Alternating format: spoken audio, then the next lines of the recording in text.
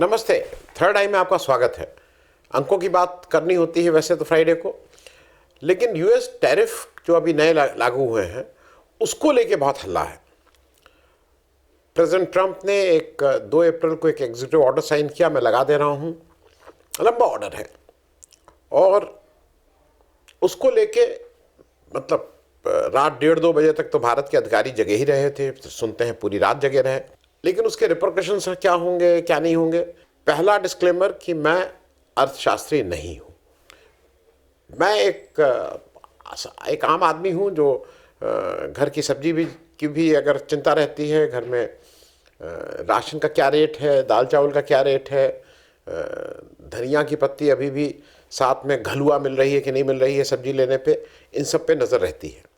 मैं अपने हिसाब से जो मैंने जितना समझा है उसकी विवेचना कर रहा हूँ एक आम भाषा में, तो ये कोई स्पेशलिस्ट या विशेषज्ञ की बात नहीं है। समस्या क्या है? आज एक Indian express, times of India, सब ने एक अच्छा छापा है इस पर, काफ़ी लेख हैं, काफ़ी कुछ जगह से आप पढ़ सकते हैं। लेकिन जो मेरी समझ आई है मैं उसको आपके साथ शेयर कर रहा हूँ। समस्या क्या है? मुख्य समस्या यह है कि यूएसए का जो ट्रेड डेफिसिट जो वो एक्सपोर्ट करते हैं और जो वो इंपोर्ट करते हैं, उसके बीच में अगर वो इंपोर्ट ज़्यादा कर रहे हैं, माल ज़्यादा खरीद रहे हैं, आयात कर रहे हैं और निर्यात कम कर रहे हैं, तो वो ट्रेड डेफिसिट होगा। मतलब खरीद ज़्यादा रहे हैं, बेच कम रहे हैं। तो ये ट्रेड डेफिसिट जो है वो अमेरिका का इस समय 2024 के क्लोजिंग के बाद 1.2 ट्रिलियन यूएस डॉलर हो गया है। थोड़ा समझ के लिए मैं बता दूं ये 1.2 ट्रिलियन यूएस डॉलर कितना हुआ। एक डॉलर आज मोटे तौर पे करीब 85 रुपए का है। एक मिलियन जिसमें 10 लाख यूएस डॉलर होते हैं, मोटे तौर पे 8.5 करोड़ है। 1 बिलियन में 1000 मिलियन होते हैं, तो 1 बिलियन कितने का हुआ? 8.5 हजार करोड़ का हुआ। 8.5 करोड़ का 1 मिलियन, 8.5 हजार करोड़ का 1 बिलियन। अब 1 ट्रिलियन में कितना होता है? ये सिर्फ मैं आपको अंदाज के लिए, 1 ट्रिलियन में 1000 बिलियन होते हैं, तो 1 बिलियन यूएस डॉलर अगर 8.5 हजार करोड़ रुपया हुआ, तो ये कितना हुआ? 1 trillion US dollar 85 lakh crore रुपया, और ये 1.2 मिलियन यूएस डॉलर का ट्रेड डेफिसिट है। इतना ज़्यादा उनको घाटा कह लीजिए, घाटा ही होगा डेफिसिट अगर है। अब इसको ट्रम्प साहब चाहते हैं कि ये किसी तरह से सुधर जाए और उनको इसको लेके चिंता है। इससे के माने क्या है वो भी बताएंगे। इसके माने ये है कि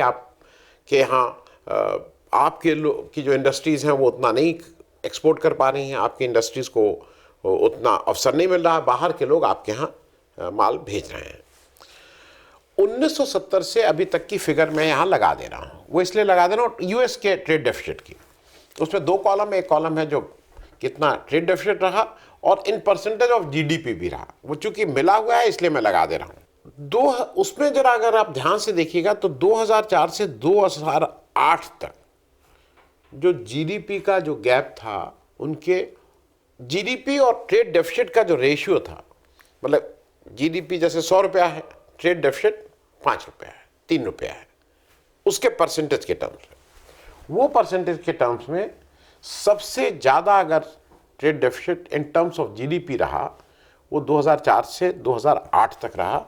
और कौन उस समय राष्ट्रपति थे? उस समय राष्ट्रपति जॉर्ज बुश थे, जो इसलिए मैं बता रहा हूं कि वो रिपब्लिकन पार्टी के ही थे, जिस पार्टी के ट्रम्प साहब हैं। मैं नीतियों की बात कर रहा हूं, जनरल नीतियों की, और उस समय बहुत तेजी से बढ़ा था ट्रेड डेफिसिट। फिर 2009 से 2017 ओबामा जी आए, उन्होंने डेमोक्रेट थे और उन्होंने काफ़ी कंट्रोल किया था इस ट्रेड डेफिसिट को, वो आप अपने इस कॉलम में देख सकते हैं। 2017 से 2021 हमारे ट्रम्प साहब आ गए, बाद में कोविड रहा, शुरू में तो कंट्रोल था लेकिन बाद में फिर कोविड आ गया, और 2021 से 2025 बाइडेन साहब थे, डेमोक्रेट, वो आपके सामने दिख रहा है। ये जो फिगर है 2022 तक की यहाँ है, लेकिन आज की तारीख में 2025 का जो लेटेस्ट फिगर है वो 1.2 ट्रिलियन है। वो आप जब यूएसए का जो प्रेसिडेंट का ऑर्डर जब है उसमें उन्होंने खुद ही लिखा है 1.2 ट्रिलियन, वहाँ से वो फिगर दिख रही है। अगर आप उसमें चले जाएंगे तो वो भी दिख जाएगी। अब दिक्कत कहाँ है और इस टैरिफ को इस लगाने का ऑब्जेक्टिव क्या है यूएसए का, जो मेरी समझ है। उनकी दिक्कत क्या है कि जो यूएसए के मैन्युफैक्चरर्स हैं वो हायर टैरिफ के चलते, मतलब चूंकि इनका माल जब इंडिया में आ रहा है तो उस पर टैरिफ लग जा रहा है, उस पर टैक्स ज़्यादा लग जा रहा है, तो उनका माल उतना बेच नहीं पा रहे हैं वो इन कंट्रीज़ में, तो उनकी मैन्युफैक्चरर पिट रहे हैं, उनको दिक्कत हो रही है। ये मूल जो मुद्दा है वो ये है। एक चीज़ और है जो इसमें इन्होंने लिखा है, यूएसए का जो एवरेज टैरिफ था इससे पहले, यूएसए का और बाकी देशों का, और वो इंडिया को बार बार सिंगल आउट कर रहे हैं, ये मैं अलग से बोलूँगा इसके बाद, लेकिन वो भी समझिए। यूएसए का एवरेज जो टैरिफ था इसके पहले वो 3.3% था। ब्राज़ील का एवरेज टैरिफ, मतलब सबसे कम सबसे ज़्यादा एवरेज, वो 11.2%, चाइना 7.5%, यूरोपियन यूनियन 5%, वियतनाम 9.4% और भारत का एवरेज टैरिफ 17% है। जबकि हम भी ट्रेड डेफिसिट हैं, हम इतना रोकने के बाद भी 17% का ट्रेड डेफिसिट हमारे यहाँ है।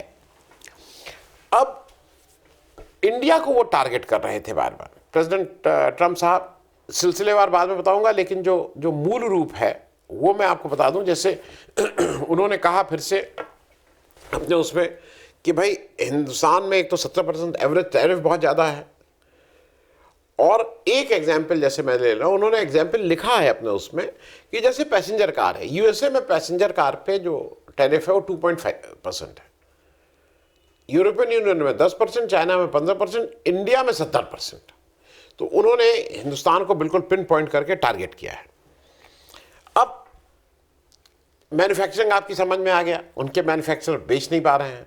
तो अब असली बात पे फिर आ जाइए, असली मुद्दा फिर क्या हो रहा है। जब उनके मैन्युफैक्चरर बेच नहीं पा रहे हैं तो उनका जो ग्लोबल मैन्युफैक्चरिंग है, पूरी दुनिया की जो मैन्युफैक्चरिंग होती है, उसमें यह भी जान लीजिए कि यूएसए का हिस्सा कितना है। यूएसए का हिस्सा आज की तारीख में 2023 की फिगर है 17.4% है मात्र। दुनिया में जो टोटल मैन्युफैक्चरिंग होती है, उनकी इकॉनमी 24 ट्रिलियन है। दुनिया की करीब 100 ट्रिलियन इकॉनमी में वो 24 ट्रिलियन कंट्रोल करते हैं, लेकिन दुनिया की टोटल मैन्युफैक्चरिंग में उनका 17.4% 2023 में था, जो 2001 में 28.4% था। वो उनकी मैन्युफैक्चरिंग जो ग्लोबल जो टोटल मैन्युफैक्चरिंग है दुनिया के हिसाब से वो कम होती जा रही है हर 10 साल दर साल। और एक फिगर और है कि 1997 से अभी तक अमेरिका में करीब 90,000 से ज़्यादा मैन्युफैक्चरिंग की फैक्ट्रीज बंद हो चुकी हैं।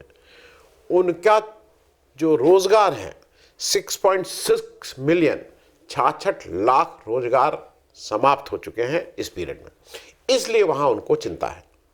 हमारे यहाँ कोई चिंता नहीं। एमएसएमई बंद हो गए, क्या हुआ, कोई बंद कर दिए, लाखों हमारे यहाँ बंद हो रहे हैं। उनके यहाँ 90,000 में हंगामा, यहाँ लाखों में कोई दिक्कत नहीं, बंद कर दो। अब जरा एक और चीज़ समझ लीजिए कि ये जो ट्रेड डेफिसिट जो है 1.2 ट्रिलियन यूएस डॉलर का अमेरिका का, उसका सबसे बड़ा हिस्सा कौन है, मतलब परसेंटेज के टर्म्स में 1.2 का चाइना 24.6% है। मतलब चाइना से जब वो ट्रेड करते हैं तो वो जो ट्रेड डेफिसिट है वो उनका 24.6 बिकॉज ऑफ चाइना आता है। चाइना उनको बहुत ज़्यादा माल बेचता है, माल कम लेता है। यूरोपियन यूनियन 19.3% उस ट्रेड डेफिसिट का है। वियतनाम 10.1% है, हिंदुस्तान कुछ 3-3.5% है। ये तीन देश मिलके, चाइना, यूरोपियन यूनियन और वियतनाम मिलके 54% है, लेकिन टैरिफ सब पे लगा दिया गया है। क्योंकि एक चीज और समझ लीजिए, ट्रम्प साहब ने सबको एक उससे तराजू से तौल दिया है। जहां जहां उनका ट्रेड सरप्लस है, जिसको वो ज्यादा भेज भी रहे हैं, मतलब जहां पे उनका इंपोर्ट कम है एक्सपोर्ट ज्यादा है, उन पर भी टैरिफ लगा दिया है।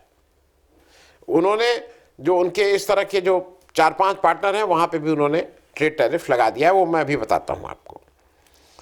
फिर उन्होंने क्या किया है कि बहुत छोटी कंट्रीज जैसे अब कंबोडिया है, पर कैपिटा इनकम $2,950, उनके ऊपर सबसे ज़्यादा हाईएस्ट ट्रेड टैरिफ लगा दिया 49%। मतलब ऐसी कंट्री में इतनी गरीबी, भारत से थोड़ी ज़्यादा है लेकिन $2,950 बहुत कम हुआ, वहाँ पे भी उन्होंने हाईएस्ट ट्रेड टैरिफ वहाँ लगाया है। चाइना जहाँ की पर कैपिटा इनकम $13,870 है, वहाँ पे 34% लगाया, वहाँ 40। तो कोई पैमाना नहीं है जहाँ इनका वो हुआ वहाँ। मतलब वो जो मैं आपसे बता रहा था ना कि जो कंट्रीज जहाँ पे ये एक्सपोर्ट ज़्यादा करते हैं, इंपोर्ट कम करते हैं, उनके ऊपर भी टैरिफ लगा दिया है। जैसे यूके, ब्राज़ील, सिंगापुर, कोलंबिया, ये सब जगह इनका ट्रेड सरप्लस है, वहाँ पे भी वो लग गया। अब एक फिगर मैं इंडिया की आपको बता दूँ, क्योंकि वो आपके लिए थोड़ा जानना ज़रूरी है।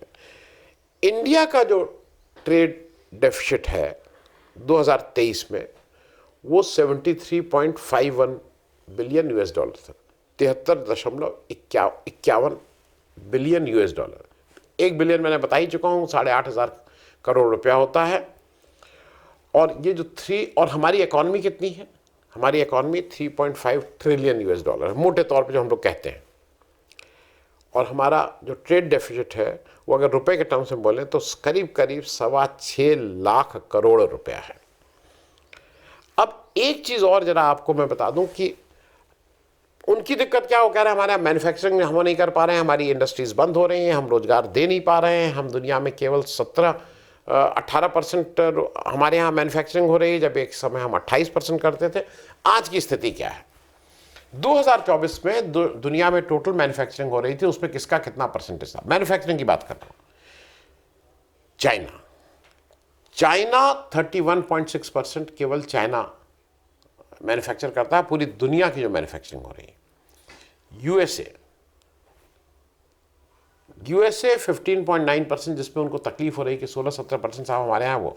Japan 6.5% of the total global manufacturing. Germany 4.8%। Bharat है 5वें नंबर पे, 2.9% जो दुनिया की सारी मैन्युफैक्चरिंग हमारे यहाँ है। लेकिन जरा एक अनुपात भी समझ लीजिएगा, जर्मनी जो टोटल दुनिया की 4.8% मैन्युफैक्चरिंग करता है, उनकी पॉपुलेशन है 8,30,00,000 जी। उनकी टोटल पॉपुलेशन 8,30,00,000, दुनिया का 4.8% मैन्युफैक्चरिंग करते हैं। और जापान जहाँ की पॉपुलेशन 12.5 करोड़ है, वो दुनिया का 6.5% मैन्युफैक्चरिंग करते हैं।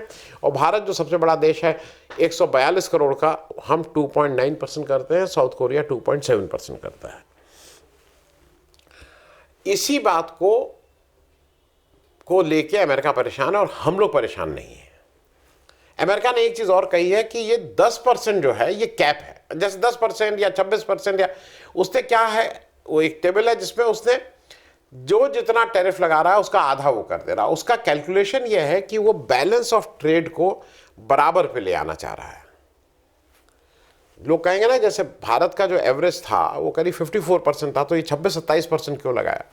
वो ये नहीं चाहता है कि 54%, जो पहले आपको अगर याद हो तो ट्रम्प जी जब इलेक्ट होकर आए थे तो उन्होंने कहा था नहीं हम जितना है उतना हम रेसिप्रोकल वैसे लगाएंगे। नहीं, अब वो क्या कर रहे हैं, अब वो आधा लगा रहे हैं विथ अ जनरल फॉर्मूला कि इससे उनका एक्सपोर्ट बढ़ेगा, इंपोर्ट थोड़ा कम होगा, और ये जो 1.2 ट्रिलियन US$ है ये बराबर हो जाएगा।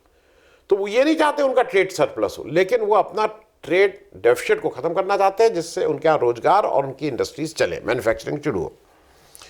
क्योंकि उन्होंने एक थंब रूल बना दिया है। उन्होंने क्या किया है कि बेस टैरिफ 10% जो 5 अप्रैल से लागू हो रहा है, कंट्री स्पेसिफिक टैरिफ जो है वो रेसिप्रोकल बेसिस पे जो है वो 9 अप्रैल से लागू हो जाएंगे। लेकिन इन सब में उन्होंने इंडिया को सबसे ज़्यादा अटैक किया है। ये थोड़ा समझने की बात है। माय फ्रेंड मोदी, माफ़ कीजिएगा, माय फ्रेंड, हाँ वो बार बार माय फ्रेंड मोदी ये सब कहते हैं, एंड ये अपना हेलो ट्रम्प और क्या क्या करते हैं। लेकिन वो यहाँ पे उन्होंने कहा है कि WTO और बजट पे उन्होंने खूब अटैक किया है अपने उसमें जो कम्युनिकेशन है उनका। उन्होंने भारत के एडहॉकिज्म पे कहा है कि कभी कुछ निकल आता है, कुछ भी सरकार कर देती है, कुछ इट इज़ वेरी एडहॉक यहाँ की जो हमारा का जो जो गवर्नेंस है। फिर उन्होंने कहा इट इज़ अनलेवल प्लेइंग फील्ड। और किस रेफरेंस में कह रहे हैं? वो कह रहे हैं भाई वो सरकारी इंश्योरेंस कंपनीज को बहुत हुआ है, हम लोग जो प्राइवेट प्लेयर हैं उनको नहीं। और हम भारत में आज भी सरकार के ऊपर लोगों का ज़्यादा विश्वास है, अडानी जी अंबानी जी के ऊपर नहीं विश्वास है। अब ये ट्रम्प जी को समझना थोड़ा मुश्किल है कि अडानी जी के ऊपर इतना विश्वास क्यों नहीं, जबकि मोदी जी कहते हैं my friend Adani, my friend Trump. एक और चीज़ वो जो कह रहे हैं, मतलब सोचिए कि उनका जो चश्मा है, वो कह रहे हैं Indian farmers and Indian agriculture is over protected. और उनको इतनी सब्सिडी, इतना सब कुछ डिस्काउंट पे दिया जाता है, यहाँ किसान आत्महत्या कर रहा है। और उनके चश्मे से, ट्रम्प साहब के चश्मे से उनका ये समझ में आ रहा है कि ये बहुत प्रोटेक्टेड है। एमएसपी दे नहीं रही है सरकार, लेकिन ट्रम्प साहब के हिसाब से बिल्कुल ये वो है। हाँ, एक चीज़ पर और उन्होंने कहा है कि ये जो भारत में हर दम कभी ना कभी इंटरनेट शटडाउन, बिना किसी को इंटरनेट शटडाउन, तो ये जो इंफॉर्मेशन का है उसको रोकती है, बाधित करती है भारत सरकार। और उन्होंने ये भी कहा है कि 2014 के बाद ये बहुत बढ़ गया है भारत सरकार में, तो वो सीधे सीधे मोदी जी के रिजीम को अटैक कर रहे हैं। एक चीज़ और उन्होंने कही है कि लैक ऑफ ट्रांसपेरेंसी है भारत सरकार में, उनके जो लॉज हैं, उनके जो रेगुलेशंस हैं, जो कार्य करने का तरीका, उसमें ट्रांसपेरेंसी नहीं है, इसलिए वहाँ मुश्किल है। ये उन्होंने भारत के बारे में बार बार कहा है। अब एक चीज़ मैं बता दूं कि इसका क्या क्या हो सकता है। पहली चीज़ ये है कि जो कुछ जो इसके विद्वान हैं वो ये कह रहे हैं कि यूएसए का जो ग्रोथ रेट है वो धीरे होगा, वो अभी लीड करते हैं। तो जब उनका ग्रोथ रेट धीरे होने की एक खतरा, दूसरा उनके यहाँ हायर इन्फ्लेशन हो जाएगा। जब चीज़ें वो टैरिफ वॉर लगाएंगे, चीज़ें महंगी इंपोर्ट होंगी, तो मानी हुई बात है कि चीज़ों के दाम बढ़ेंगे, दाम बढ़ेंगे तो इन्फ्लेशन होगा।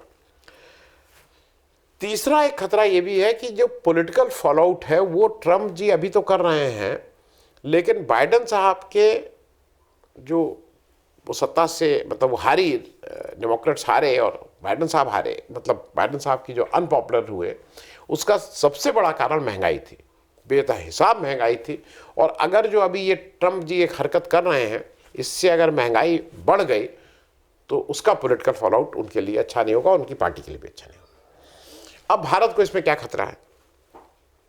एक खतरा यह है कि यूएसए को अगर अपने यहाँ का समझाने के तौर पे, अगर यूएसए को अपने यहाँ इन्फ्लेशन और महंगाई को रोक के रखना है, तो उसका एक उपाय क्या है? उसका एक उपाय भारत के रेफरेंस में मैं समझा दे रहा हूँ।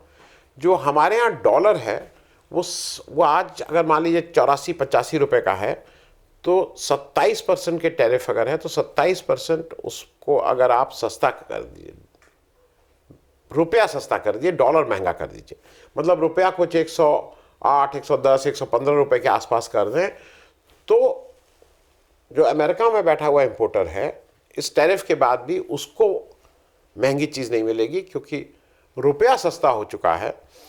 उसको उतने ही डॉलर में उतना ही रुपया मिलेगा जिससे वो 27% का, मैं अपनी बात कह पा रहा हूं, अगर जिससे वो 27% का बढ़ा हुआ टैरिफ उस गिरे सस्ते रुपए से कवर कर लेगा। इसकी एक प्रबल संभावना है। और इसमें क्या होगा कि भारत की मार्केट बहुत पिटेगी, हमारे लिए बहुत मुश्किल दिन हो जाएंगे अगर उसने इस रास्ते को अपनाया। अब एक चीज़ और है कि अपॉर्चुनिटी क्या क्या है। अपॉर्चुनिटी यह है कि एक अपॉर्चुनिटी तो सबसे पहले ये बता दें कि जो ग्लोबल ट्रेड होता है, दुनिया का जो टोटल व्यापार होता है, उसका 13% अमेरिका करता है एक्सपोर्ट इंपोर्ट, और उसका 38% यूरोप करता है और 35% एशिया करता है। 38% यूरोप, 35% एशिया एंड 13% अमेरिका। अब इसमें एक अपॉर्चुनिटी यह है कि अगर यूरोप और एशिया के देश आपस में अच्छे से सामंजस्य बिठा लें तो इनका व्यापार बढ़ सकता है, जो 38-35 ऑलरेडी है। और उससे क्या होगा, जो बिगेस्ट लूजर होगा वो यूएसए हो जाएगा। तो यूएसए का जो आज 13% टोटल ट्रेड है, वो अगर हिस्सा कम हो जाता है तो ये जो सब कर रहा है वो बैकफायर करेगा। और आने वाले समय में यूरोप और एशिया का आपस का ट्रेड अगर बढ़ता है तो वो एक इनके लिए भी फायदेमंद चीज़ रहेगा और यूएसए पे लगाम लग सकती है। और एक चीज़ तो बिल्कुल जग जाहिर है कि किसी भी ट्रेड वॉर से नुकसान सबका होता है, क्योंकि वो अभी टैरिफ कर रहे हैं, रिटेलिएशन होगा, इन्फ्लेशन होगा, बहुत सी चीज़ें होंगी, नुकसान सबका होगा, इसमें तय है। अब आने वाले समय में ये देखना ये है कि कौन अपने को बचाता है, कौन केवल बड़ी बड़ी लफाजी में लगता है, कि कौन ग्राउंड पे बैठ के कुछ बात करता है। चाइना के एडवांटेज जो बार बार इसलिए मैं इस बात को कहता हूँ, राहुल गांधी एक नहीं 50 फोरम पे कह चुके हैं, लोगों को लगेगा मैं इसी बात के लिए उस व्यक्ति का कायल हूँ। वो एक ही चीज़ कहते हैं कि मैन्युफैक्चरिंग मैन्युफैक्चरिंग मैन्युफैक्चरिंग। ये जो ट्रेडर आ गए हैं, जो आढ़ती इस देश को लीड कर रहे हैं, चाहे वो अडानी जी हो चाहे अंबानी जी हो, ये बेसिकली मानसिक रूप से आढ़तीय हैं, ये ट्रेडर लोग हैं। इधर का माल उधर, उधर का माल इधर, यहाँ का लाओ वहाँ, ये जो कमीशन एजेंट लोग हैं। कमीशन एजेंसी से नहीं चलेगा, एक्चुअल मैन्युफैक्चर करना होगा। विदेश से इंपोर्ट करके यहाँ पे स्क्रू ड्राइवर से मोबाइल को बना के और फिर कह के कि हम largest manufacturer of mobile phones in the world है, नहीं, आप झूठ बोल रहे हैं। You are not, you are the largest assembler of mobile phones, not the manufacturer. आपको मैन्युफैक्चरिंग करनी होगी, तभी आपकी इंडस्ट्रीज बचेंगी, तभी आपका रोजगार होगा। ये निर्णय भारत को लेना और भारत के उन नेताओं को लेना है जो अभी तक इस सारी समस्या को या तो मानने से इनकार कर रहे हैं या समझ ही नहीं रहे हैं। थैंक यू सो मच, धन्यवाद।